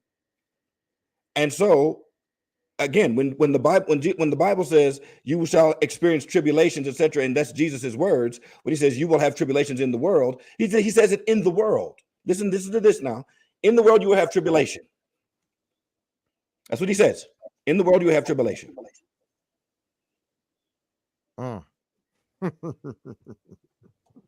So if I'm experiencing worldly tribulation in the church, am I in the church? Because if what the world's policy says is correct, is biblically incorrect. If the way that the world does justice is actually injustice, if I'm experiencing it in the church, am I in the church or am I in the world? That's a good question, Doc. That's a good question. Go ahead, Attorney. I think you're muted. There we go. It's a couple of things, and it's piggybacking on some of the things that were already said. Certainly, I mean, if you have affluence without influence, it's a complete waste. And really it goes back here too, is what is the allyship? And when we talk about having these discussions, they're excellent. I think they must continue.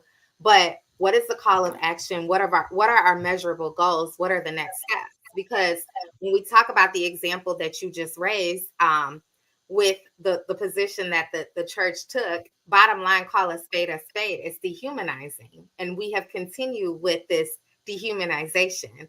So when you also when we pose the question, well, what's next? Well, how much longer do we continue with the dehumanization? Is it a favor? Are you helping me? Is it a handout?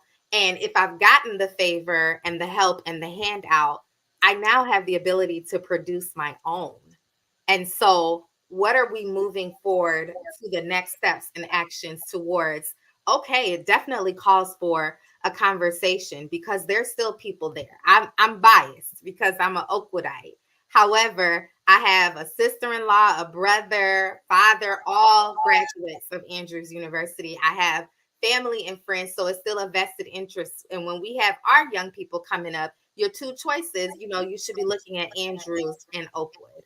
But is that really a question that you pose to them? And again, the affluence and the influence, what are our other options and what are we promoting as far as, are we continuing to take the hands out and the hands up, or are we going to produce for ourselves so that we're not kind of staying complacent in the dehumanization?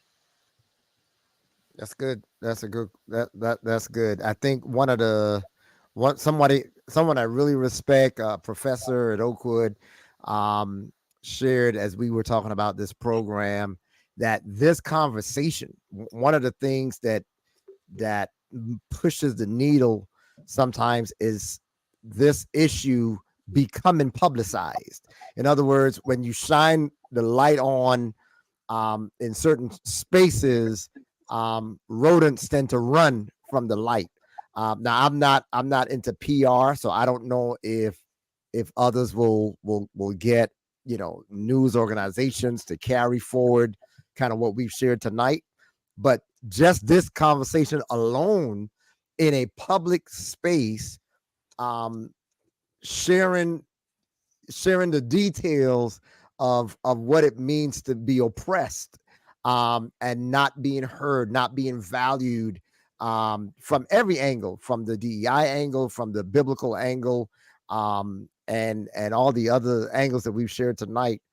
It's a good start, but it's certainly not the end. Like I said, because we have a lot of us have friends and family up there, and I would like for them to have a place to go to, before um before there has to be an alternative. Praise God, they are alternatives, that are good alternatives, because at some point you got to start wondering, can you actually fix, or do people even see the need? Most of the time people will not change unless they feel there's a need to change. I've had friends that have to go through programs. You have to admit what you are, before you can get the help that's necessary. And so, good questions. Good questions. Anybody else? Well, I think the other thing that's being left out, and you feel this from the faculty and the staff, and I think this quote from Dr. King from the Montgomery bus boycott kind of sums it up. There comes a time when people get tired of being trampled over by the iron feet of oppression, over and over and over and over and over again, same game, different players. Or we have to have the coded language. Ian Haney Lopez has a book entitled Dog Whistle Politics.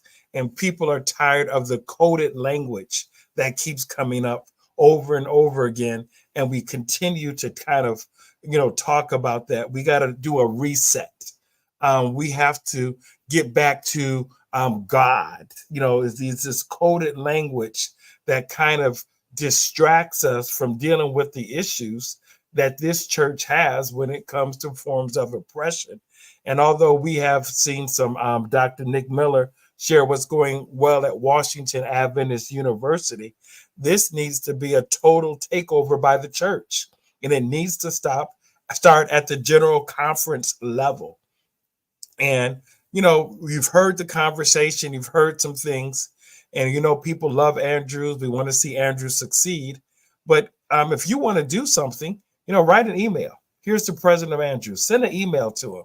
Share your concerns. There's no reason, as a world changer, that's what the institution is, and the flagship, share your concerns. We always talk about stuff, but there's no action.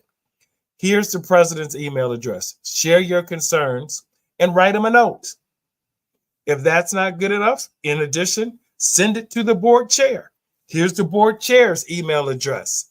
Write him a note. Let him know. We are a lay-driven church. And so many times we forget the role of laity and the power that it holds. We do not elect people to do whatever they want for 5 years, then come back and seek our vote again in a representative democracy. We lay people have a responsibility of holding our leadership accountable. And if we have problems with the leadership, it's our fault because we are the ones not holding them accountable. We got to hold them. You're not happy? Here's the email for our general conference president. Send him a note. There's no reason for anyone to be afraid, to be scared, to send notes to them. They are human just like us. They are sinful just like us, and they can be respectfully challenged and constructively challenged, and send them some notes about what's going on. Well, you know what? I don't want to just do that. You're saying maybe I want to sign a petition. Well, you know what? There's a petition that has been created by none other than Timothy P. Nixon, who used to work at Andrews University. He's an alumnus of Andrews University and a former employee of close to 16 years, a present employee of the Seventh-day Adventist Church for over 40 years. And he has created a petition on Time Up. I repeat, Time Up, Times Up AU, Times Up AU. And we're going to put this petition right here in the chat that you can sign right here in terms of a call to action. You know, everybody says, well, what do we do next? You got to write letters. You got to put in, you can sign the petition, or you can send your own emails, but there is no reason, I repeat, no reason why our leaders should not expect, I repeat, not expect to hear from us. We can do that. We have put in the various articles that were referenced in the during the discussion in the comment section, whether you're on Facebook or whether you're on YouTube. You can pull those articles, but don't leave here with the knowledge of our guests and not do anything. Inaction is worse than is the worst thing you can do. We have people, as Dr. Josiah has already said, on the front lines, the faculty, the students. We've seen the picture. I got to see if I can put it up, but there's a picture of the students who saw the etching came down and were very disappointed in what was taking place at Andrews with regards to the etching of the diversity office coming down, being removed while the students were in session. I mean, it's something that could have waited during the break. They already made their decision. There was no to add pour salt on an open wound, but nevertheless, that happened. Our attorneys shared the different forms of oppression, so it's much broader than race, but we also have classism issues. You know, we still have issues where we're referring people to other choice churches based on the color of skin. These are realities, not just at higher education institutions, but taking place in the fabric of the church and not being addressed. And we, as lay people, you and I, those that are here, have a responsibility to speak up and ensure our voices are heard. Amen. Amen. Amen. Dr. O'Rourke dropped something in our chat that I want to share publicly. Quote from Thomas Jefferson: "The price of liberty is eternal vigilance." The price of liberty is eternal vigilance. What's that song? You know, won't stop, can't stop. Like this is something that we must do. We must continue to advocate for justice outside of our institutions. You know, I mean, we can talk about systemic racism and oppression outside, but also inside. We're called to be truth tellers, both to those who are outside of the religious bounds and inside of the religious bounds. And so I think that we're doing exactly what we're supposed to do with this conversation, and then the next steps of writing that Dr. Woods shared, petitions, and I've said it. I said it in a video a few months ago. The power is with the people. Dr. Nixon just mentioned it. Saba mentioned it earlier. There's a board of trustees, and I dropped, for those who are in the comment section, I dropped the board policies in there. No board should just give up their governance and their authority. A lot of these decisions that are, and that's not just in higher education, y'all. That's everywhere. I have a governing board, an executive committee that can hold me accountable. I have constituents that can hold me accountable as a conference leader. Every leader should have some entity that is accountable to. And when you give that up, what they say, kingly power corrupts. Absolutely. And so anyway, I'm gonna turn it back over to Dr. Woods for any final thoughts as we get ready to wrap up soon. Well, once again, we want to thank our outstanding guests. We are so privileged and honored to have both of you with us today. And we just want to give you an opportunity to close us out with any final comments before Pastor Jay and I promote our upcoming Conscience and Justice Council annual convention for 2024. Venetia, any final remarks? Nope. I think I'm glad to have had the opportunity. It was great discussions, and just remembering, D plus E plus I, is going to equal that belonging. And also, it doesn't matter what background, what field, like we all have a voice. Everyone has a voice, no matter how small or how big. And if you don't have, when we talk about allyship and, aligning as troops, if you do not have finances to dedicate to this cause, then donate your time. If you don't have the time necessarily, donate your thoughts and your ideas, or lend an ear. Just remember that there is always some shape or form that you can provide some assistance for this movement and issue. Dr. Courtney Ray. Thank you.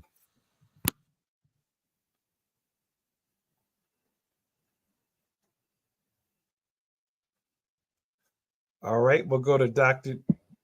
There she is. I've been having some issues with my internet connection. Not sure what that is. Yeah. Okay. Okay, we'll go to Dr. Jason O'Rourke.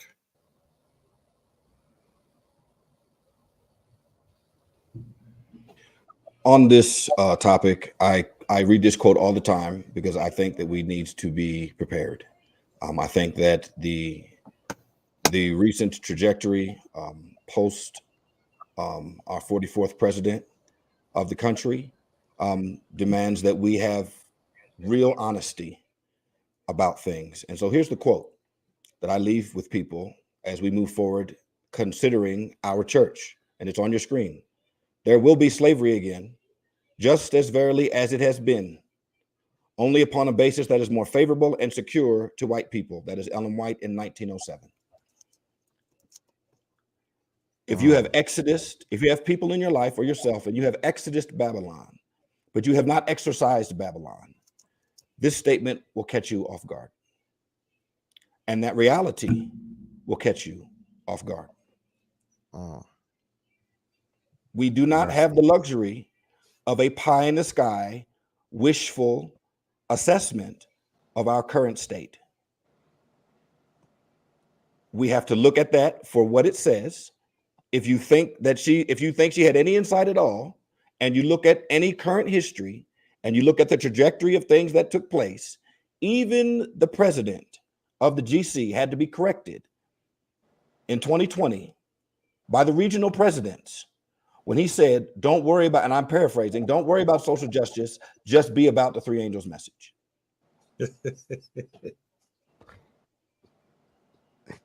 Yep. That's real. I rest. Rest well. Babylon must fall. Must fall. Babylon must fall. All right. Once again, this has been. I'm sorry, Dr. Ray. Dr. Ray. Yeah, I was having some technical issues. My internet was going in and out, and I missed some of the closing statements that were said. But I trust, and I know that they were absolutely on point. I'm just so happy that we have talked about the fact that DEI is not just about race, even though we are the ones who often show up. I want to just really make sure that people understand that this is not just a black and white issue. This is an issue for all people to be able to recognize the value in all people. Each and every one of us has a modicum of privilege, and we have the ability to use that privilege for the best of our ability to help other people. And if you are anti-DEI, what does that mean that you are? Are you pro-exclusion? Are you pro-inequity? Are you pro-homogeny? What is it that makes people fearful of DEI? I don't really understand. And everybody needs to recognize that this is something for all of us. It's something that helps all of our students, all of our faculty, all of our staff to work to the best of their ability when they are valued, when they are treated with respect, when their needs are met, when their voices are heard. And we should want to promote that in the spaces where we are and where we promote Christianity. We didn't have a lot of time to talk about sort of the mental health applications of DEI, but we know that when people feel valued and when people feel seen, when they are represented, they do better. A lot of people have said we should just be concerned about metrics of students and student achievement. This goes straight to the heart of student achievement, because when you feel that other people have your best interest at heart, when you feel that you are safe, when you feel that you are represented, you will do better. This is not just rhetoric. This is something that has been proven time and time again through different studies, through different just all these different case studies of individuals and communities as a whole, to know that DEI is helpful for everyone to be able to succeed. And so even if you feel like, oh, well, this is an issue for those people and not for me, trust and believe you, no matter where you are or what demographic you are also impacted. You are also affected. And we need your voice also to be a part of saying that this community, not just Andrew's community, but our church community, our overall institutional community, needs to be a community where everyone feels as if they can have a seat at the table. So I just want to encourage people to recognize themselves in this battle as well, to make sure that equity is something that all people are able to enjoy. And lastly, I did an article just this past week for Spectrum. I'm a columnist. I do a monthly one. And I talked about who's not in the room when it happens. And I specifically left out race because we often think that it's just about race, but it's about everyone. And I want us to really understand and really recognize that, because if you don't want to speak up on this issue, when it comes time for something that you are now being threatened by, there might not be anybody left to speak for you. So just want to encourage us to have that desire to speak up for everyone. Dr. Ray, thank you so much. Amen. Thank you so much, because that mental wellness is so important. Mental wellness is so important. And one of the things that Michael Nixon says respectfully, if it took a viral video, consistent pressure and specific timeline tied to demands to create the position, it will take even more than emails to reinstate it in the current climate. So, once again, it's not gonna just happen overnight. It's gonna take consistent pressure in the timeline. So I'm saying, make this your Christmas gift. Make this your New Year's resolution to continue to send letters, to sign the petition, to look at who's on the board, and make sure and make your voices heard, because that is so important in the times that we're living in, is that people hear the voices, hear your voice, and hear what you're standing up for, and know where you are. Because, ladies and gentlemen, this reality is going to continue to happen. It's not going to stop because we want it to stop. And what I'm going to do for you, I'm going to also give you a list of the board in the email, so you might know members of the board who can help you. I repeat, who can help you, that you may know, that can speak to these issues, and you can click in your comments that to get the members of the board for yourself.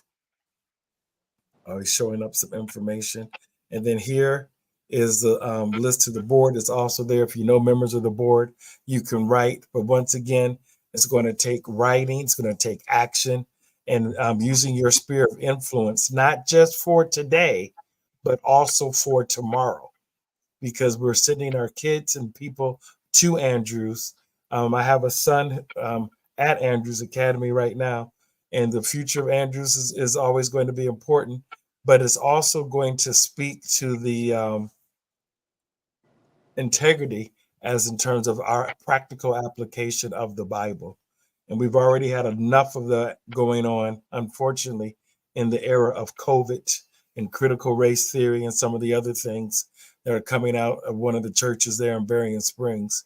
We don't need this continual focus of the distortion of the gospel of Jesus Christ, because we see it as being political and not moral in nature.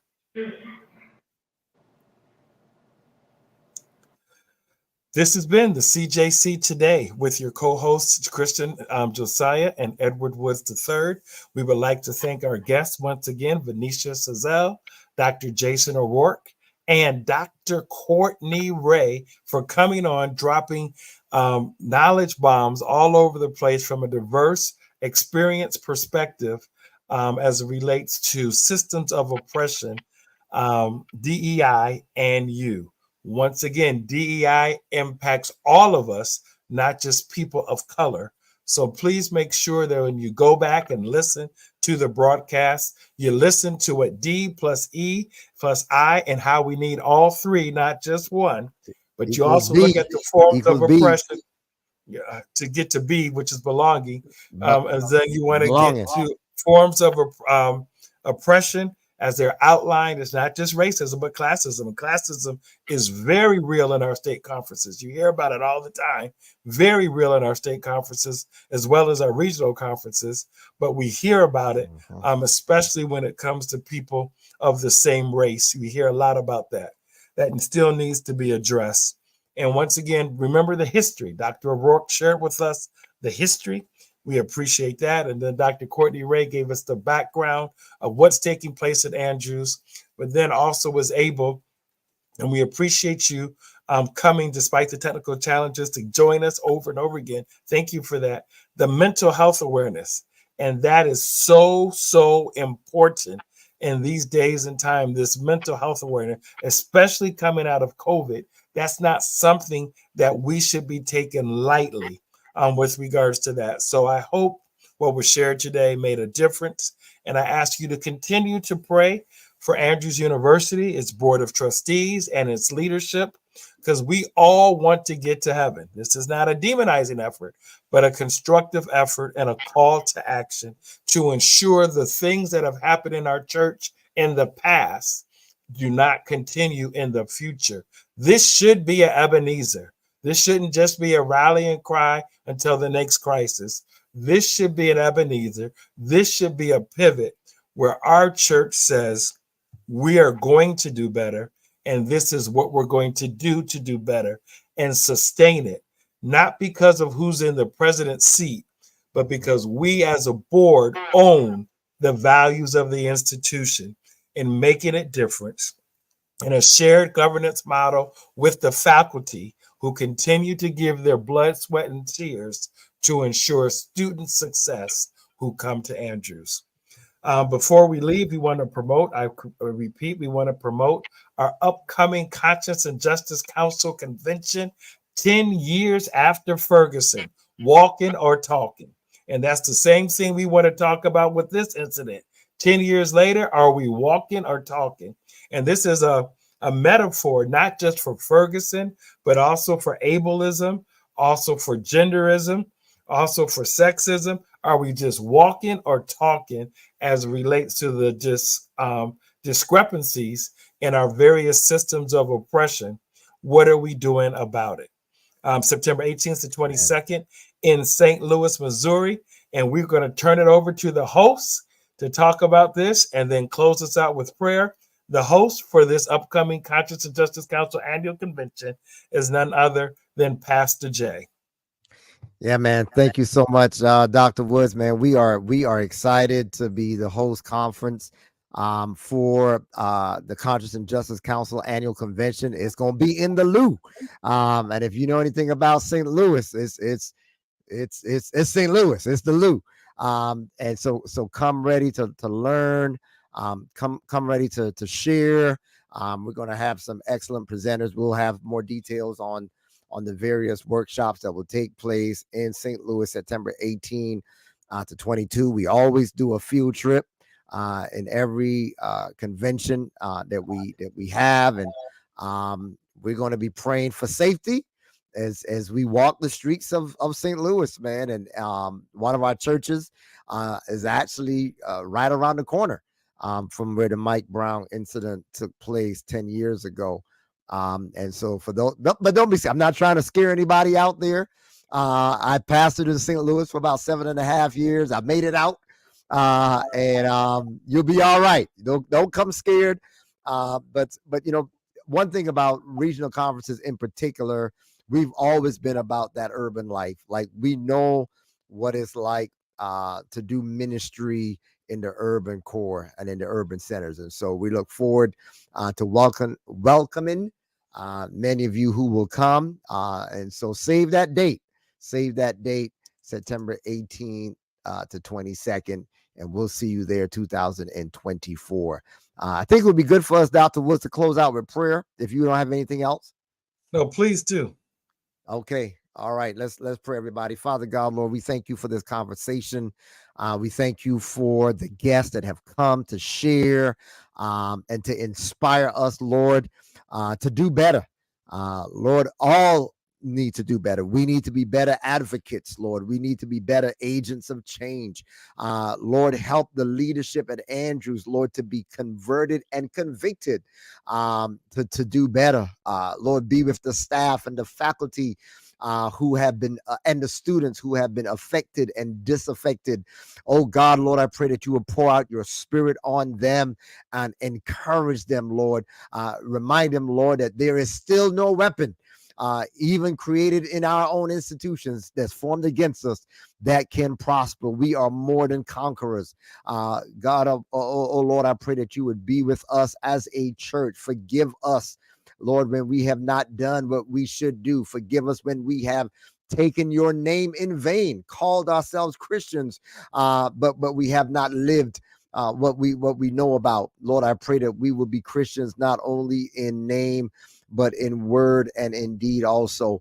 Bless those who are part of this conversation in the chat, Lord. I pray that you thank you for them joining us, and bless us, Lord, as we leave this space and this place, but never from your presence. Continue to give us that double portion of your Holy Spirit so that we can be agents of change wherever we are. As my mentor always said, may we brighten the corner and brighten the corners where we are. We ask these mercies in Jesus' name we pray. Amen and amen.